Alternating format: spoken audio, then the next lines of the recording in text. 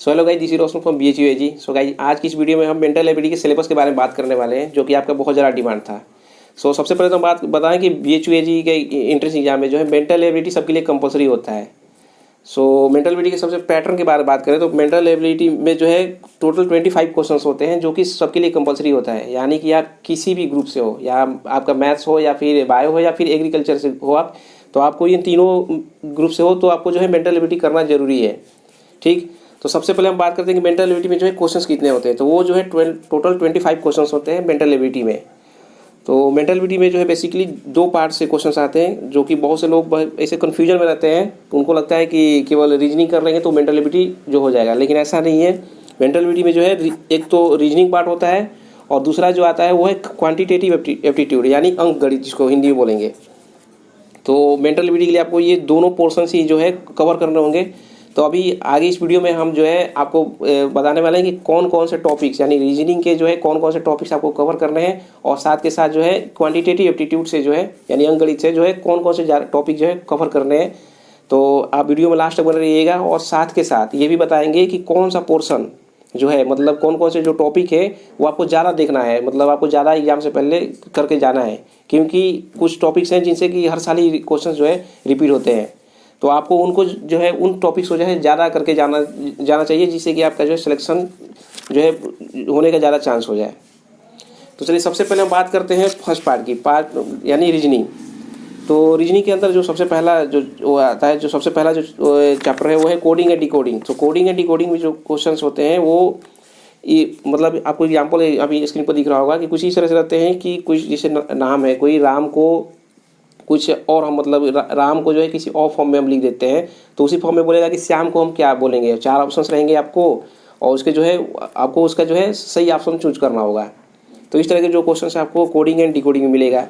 Number second जो है chapter वो है डायरेक्शन यानी दिशा संबंधी प्रश्न। तो दिशा संबंधी प्रश्न भी बहुत ज़्यादा पूछा जाता है BHU में, और इसमें जो है बेसिकली आपसे पूछा जाएगा कि मान लीजिए कि आप इसमें रहता है कि किसी एक पॉइंट पे हैं आप, और वहाँ से मान लीजिए कि नॉर्थ में बोला जाएगा कि नॉर्थ में जा रहे हैं, फिर साउथ जा रहे हैं।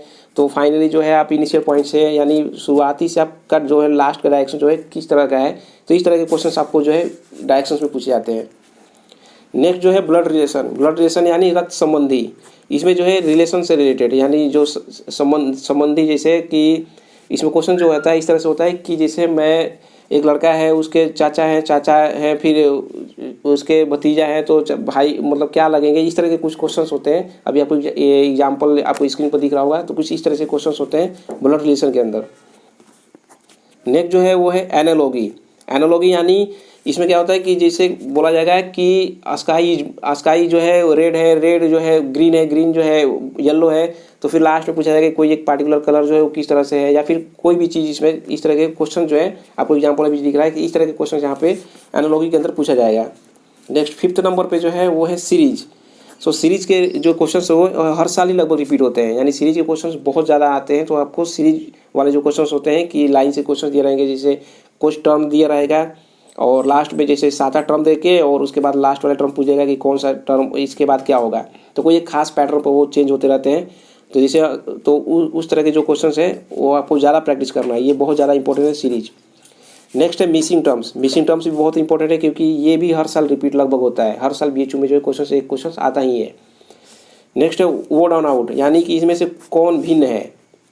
तो इसमें क्या होगा कि 4 ऑप्शन 4 दे देंगे, उसमें से कोई एक, मतलब 3 तो मैच करेंगे, एक जैसे ही होंगे, और लेकिन चौथा जो है उसमें से अलग होगा, तो वो आपको चूज करना होगा। तो इस तरह के क्वेश्चन पूछे जाते हैं। 8वां जो है रैंकिंग वाले क्वेश्चन पूछे जाते हैं, ऊपर से कितना रैंक पे या नीचे से कितना रैंक पे कुछ सीट दिए रहेंगे। नेक्स्ट जो है वो है सीटिंग अरेंजमेंट का मतलब ये बैठक व्यवस्था वाले में क्या हो जाएगा कि कोई सीटिंग अरेंजमेंट स्टूडेंट्स का बता दिया जाएगा कि इधर से 5वें नंबर पर आपका पढ़ रहा है, इधर से 10वें नंबर पढ़ रहा है। तो इस तरह के क्वेश्चन जो है सीटिंग अरेंजमेंट में पूछे जाते हैं। तो ये भी 2 साल 3 साल पर जो है रिपीट हो ही जाता है। नेक्स्ट जो है स्टेटमेंट एंड एजम्पशंस, कुछ कथन दे देंगे आपको, कथन बोलते हैं इसको हिंदी में। तो स्टेटमेंट 2-3 स्टेटमेंट दे देंगे, उससे फिर रिलेटेड आपको ऑप्शंस दिया जाता है कौन सा सही है, फिर गलत है, या फिर और भी अलग अलग तरह के, जैसे कोई एग्जाम्पल दिख रहा है स्क्रीन पे। तो इस तरह के क्वेश्चन जो है पूछे जाते हैं। नेक्स्ट जो है फिगर काउंटिंग बहुत ज़्यादा इंपॉर्टेंट है, क्योंकि इससे जो है बहुत ज़्यादा क्वेश्चन पूछा जाता है। फिगर काउंटिंग से लगभग आप मान के चलिए कि हर साल ही आते हैं, और ज़्यादातर जो है इसमें ट्राइंगल जो है ट्राइंगल गिनने के, त्रिभुज गिनने के लिए फिगर के अंदर किसी आ जाता है। तो इसके शॉर्ट नोट्स भी, शॉर्ट ट्रिक भी होते हैं जिसे आप जो है बता सकते हैं। तो इस चीज़ को आप फिगर काउंटिंग को बहुत ज़्यादा करके जाइएगा। नेक्स्ट जो है water image and mirror image. तो इससे ज़्यादा अभी तक तो क्वेश्चन नहीं पूछा गया है, लेकिन जो है पिछले 10-12 साल के अंदर जो भी पेपर हम लोग किए हैं तो उसके अंदर जो है इससे क्वेश्चन पूछे गए हैं, तो इसको भी आप जो है कवर कर लीजिएगा। नेक्स्ट डिक्शनरी यानी शब्दकोश। शब्दकोश से रिलेटेड जो क्वेश्चन हैं कि आपको 4 या 5 4 ऑप्शन जो दे देंगे उसमें से बोलेंगे कि पहले कौन आएगा, डिक्शनरी में जो है पहले कौन आएगा। तो इस तरह के क्वेश्चन इसमें डिक्शनरी वाले पूछे जाएंगे। नेक्स्ट है वेन डायग्राम। वेन डायग्राम जैसा आपको एग्जांपल दिख रहा है स्क्रीन पे कि वेन डायग्राम इस तरह के क्वेश्चन आते हैं कि मतलब अलग अलग जो है 3 कम्युनिटी या फिर कुछ रहेंगे, उसमें से पूछा जाएगा कॉमन कौन सा है, या फिर जो भी आप उसी से रिलेटेड में फिगर से रिलेटेड क्वेश्चन पूछ दिया जाता है। नेक्स्ट है फिगर सीक्वेंस। फिगर सीक्वेंस के भी क्वेश्चन पूछे जाते हैं, लेकिन ज़्यादातर आप फिगर काउंटिंग वाले पर ध्यान दीजिएगा। नेक्स्ट जो है 16 नंबर पे जो है वो है डाइस। डाइस यानी जो होता है कि लूडो में जो डाइस जो खेलते हैं उसके अंदर जो है वो पूछा जाता है कि 4 के अपोजिट कौन सा आएगा या फिर 4 के बगल में कौन सा आएगा। तो इस तरह के जो क्वेश्चन पूछे जाते हैं डाइस में। नेक्स्ट जो है वो है पेपर फोल्डिंग यानी पेपर मोड़ान।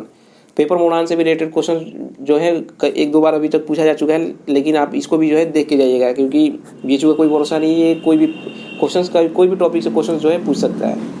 नेक्स्ट अब चलते हैं पार्ट बी की तरफ। पार्ट बी जो है क्वांटिटेटिव एप्टीट्यूड। सो क्वांटिटेटिव एप्टीट्यूड के जो है हिंदी में अंकगणित भी हम बोलते हैं। तो अंकगणित में जो है सबसे पहला जो है वो है नंबर सिस्टम यानी संख्या पद्धति। तो नंबर सिस्टम से जो है क्वेश्चन पूछे जाते हैं। जो नंबर सेकंड पे है वो HCF एंड LCM यानी लघुत्तम एंड महत्तम। ये भी जो है इससे भी क्वेश्चन 1-2 बार पूछे जा चुके हैं, तो आप इसको भी देख के जाइएगा। नेक्स्ट जो है 3rd नंबर पे जो है वो है डेसिमल फ्रैक्शन यानी दशमलव भिन्न। दशमलव भिन्न वाले क्वेश्चंस क्या है, दशमलव वाले दे देंगे या फिर फ्रैक्शन में दे देंगे, उससे जो पूछा जाएगा कि इसके जो 4 ऑप्शन दे देंगे उसमें पूछ देंगे कि कौन सा है सही है, तो आपको निकालना होगा। फिर जो है सिंप्लीफिकेशन यानी सरलीकरण, इससे क्वेश्चन पूछे जाते हैं। फिर जो है क्वेश्चन जो है टॉपिक नंबर 5 यानी 5 जो है वो है square root and cube root. Cube root and square root यानी वर्गमूल और घनमूल निकालने को आपको पूछे जाते हैं। फिर है एवरेज। एवरेज यानी औसत हो गया, औसत से रिलेटेड क्वेश्चन पूछे जाते हैं। नंबर 7 पे जो है प्रॉब्लम ऑन नंबर्स यानी प्रॉब्लम नंबर्स यानी क्या कि आपको कही दे देगा कि प्लस को हम माइनस मानते हैं, माइनस को जो है फिर लिख देगा कि मल्टीप्लिकेशन को जो है हम डिविजिबल मानते हैं, फिर माइनस को या फिर माइनस को हम मल्टीप्लिकेशन मानते हैं। इस तरह के क्वेश्चन दिए रहते हैं और लास्ट में जो है उसको सिंप्लीफाई करके आपसे पूछा है कि इसका आंसर बताइए, या फिर कोई बहुत सा बड़ा अंक दे देगा आपको और उसमें जो है बहुत सारे अंक रहेंगे, उसमें से पूछेगा कि कितने 7 हैं या फिर कितने 6 हैं, जो भी एक नंबर, तो आपको उनमें से गिन के और करना होगा। या फिर कुछ फिगर वाले जैसे 2 या 3 जानवर दे देंगे और फिर उसमें क्या पूछेंगे कि उनके कितने पैर होते हैं। तो इस तरह के क्वेश्चन जो है आपको पूछे जाते हैं प्रॉब्लम्स ऑन नंबर पे बेसिस पे। नेक्स्ट है प्रॉब्लम्स ऑन एज, मतलब आयु रिलेटेड जो क्वेश्चन होते हैं, प्रॉब्लम होते हैं, जैसे कि बाप बेटे से 4 गुना, बाप का उम्र जो है बेटे के 4 गुना है, या फिर ऐसे इस तरह के जो क्वेश्चन होते हैं जैसे आपको स्क्रीन पर दिख रहा है। तो इस तरह के क्वेश्चन जो है प्रॉब्लम्स ऑन एज पे पूछे जाते हैं। नेक्स्ट जो है परसेंटेज यानी प्रतिशत क्वेश्चन। फिर जो है टॉपिक 10 जो है वो है प्रॉफिट एंड लॉस यानी लाभ एंड हानि। 11 जो है वो है रेशियो एंड प्रोपोर्शन यानी अनुपात समानुपात। जो 12 है वो है पार्टनरशिप यानी साझेदारी। तो इसमें जो बेसिक क्वेश्चन पूछे जाते हैं, बहुत ज़्यादा हाई फाई नहीं आपको पढ़ना है, जो सिंपल से क्वेश्चन होते हैं सिंपल से जो है वही आपको पढ़ के जाने हैं। फिर पाइप एंड सिस्टम, पाइप वाले क्वेश्चन पूछे जाते हैं। फिर जो है टाइम एंड वर्क यानी समय एवं कार्य। फिर टाइम एंड डिस्टेंस मतलब क्या हो जाएगा, समय एवं दूरी। फिर है बोट्स एंड स्ट्रीम, बोट वाले यानी नाव एवं धारा वाले क्वेश्चन जो है ये भी पूछे जाते हैं। बेसिकली जो क्या है अभी तक जितने भी थे, जैसे टाइम एंड वर्क, डिस्टेंस हो गया, स्ट्रीम्स हो गए, इनके कई बार क्या होता है कि इन सबको एक में ही मिक्स करके भी एक क्वेश्चन पूछ लिए जाते हैं, तो ये भी आपको ज़्यादा ध्यान देके जाना होगा। नेक्स्ट है प्रॉब्लम ऑन ट्रेन। तो ट्रेन से रिलेटेड भी क्वेश्चन पूछे जाते हैं। फिर है SI एंड CI यानी साधारण ब्याज एंड चक्रवृद्धि ब्याज। तो इससे भी क्वेश्चन जो है ज़्यादा नहीं पूछा गया अभी, लेकिन प्रीवियस ईयर में पूछे गए, तो हो सकता है कि इससे भी रिपीट कर दिया जाए। फिर एरिया, वॉल्यूम, सरफेस एरिया यानी क्षेत्रफल और आयतन, इससे रिलेटेड भी क्वेश्चन जो है पूछे जाते हैं, कभी कभी पूछ लिए गए हैं, प्रीवियस ईयर में पूछे गए हैं अभी, तो हो सकता है आगे भी रिपीट हो जाए, तो आप इसको ध्यान देके जाइएगा। नेक्स्ट है क्लॉक एंड कैलेंडर। तो ये बहुत ज़्यादा इंपॉर्टेंट है, क्योंकि इसे हर साल यानी या तो क्लॉक या फिर कैलेंडर से क्वेश्चन पूछे ही जाते हैं, तो आप इसको जो है बहुत ज़्यादा ध्यान देके जाएंगे। नेक्स्ट है परमुटेशन एंड कॉम्बिनेशंस। तो इससे अभी तक 1 से 2 क्वेश्चन पूछे गए हैं प्रीवियस ईयर में, लेकिन हो सकता है कि चांसेस कि हो सकता है आगे पूछ लिया जाए, क्योंकि बीएचयू का कोई भरोसा नहीं है कि किस कहाँ से क्वेश्चन वो पूछते हैं। फिर है प्रोबेबिलिटी यानी प्रयोक्ता, तो प्रोबेबिलिटी से भी रिलेटेड क्वेश्चन प्रीवियस ईयर्स में पूछे गए हैं। फिर ट्रिग्नोमेट्री से भी क्वेश्चन जो है 2 साल 3 साल पर रिपीट हो जाते हैं। नेक्स्ट है पॉलीगॉन। फिर है एपी एंड जीपी से अभी तक क्वेश्चन तो नहीं पूछा गया था, लेकिन 2020 में ही जो है बहुत ज़्यादा क्वेश्चन पूछा गया है। इससे जो है 4 से 5 क्वेश्चन जो है एपी जीपी से ही केवल पूछ दिया गया, एक टॉपिक से केवल उठा के।